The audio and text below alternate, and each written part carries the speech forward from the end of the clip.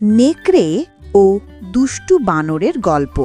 একসময় এক বিশাল সবুজ বন ছিল। গাছগুলো এত উঁচু যে মেঘ ছুঁয়ে ফেলত।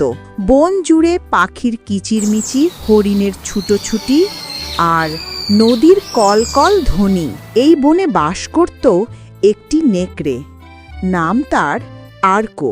আর্কো ছিল শক্তিশালী, বুদ্ধিমান, কিন্তু মন থেকে খুব একা। সে সব সময় চুপচাপ নদীর ধারে বসে চাঁদের আলো দেখত। অন্যদিকে বনের সবচেয়ে চঞ্চল প্রাণী ছিল একটা দুষ্টু বানর। নাম তার মোক্কো।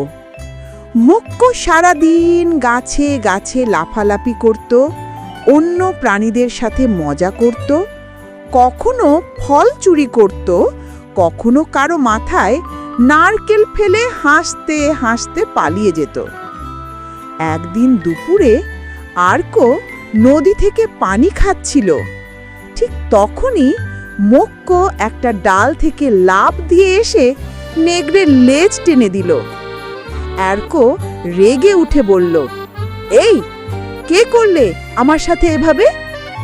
মোক্কো হেসে গাছের ডালে উঠে গেল। আমি মোক্কো, দুষ্টু বানর।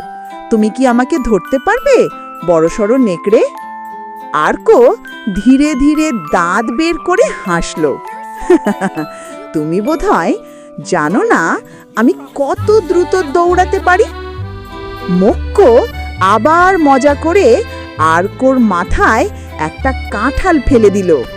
ওহে নেকড়ে ভাই, তোমার গায়ে ফলের মিষ্টি গন্ধ লাগলো। আর্কো বিরক্ত হলেও মনে মনে ঠিক করল, এই বানরটাকে শিক্ষা দিতে হবে। সে বলল, ঠিক আছে মোক্কো, তুমি যদি এত সাহসী হও তাহলে আমার সাথে প্রতিযোগিতা করবে। আমি যদি জিতি, তুমি প্রতিজ্ঞা করবে আর কারো সাথে খারাপ মজা করবে না। মোক্কো হেসে বলল, আর যদি আমি জিতি, তুমি আমার জন্য প্রতিদিন ফল নিয়ে আসবে। দুজনেই শর্ত মেনে নিল। প্রতিযোগিতা হবে নদীর ধারে শুরু করে বনের সবচেয়ে উঁচু পাহাড়ের চূড়া পর্যন্ত। বাকি প্রাণীরা এসে ভিড় করল। হরিণ, হাতি, কাঠবিড়ালি সবাই উচ্ছ্বসিত। কে জিতবে? সবাই চুপচাপ তাকিয়ে রইল। একটা শেয়াল সিটি বাজালো। শুরু। আর্কো মাটির উপর দিয়ে বজ্র গতিতে ছুটতে লাগলো। মোক্কো গাছে থেকে গাছে লাফাতে লাগলো।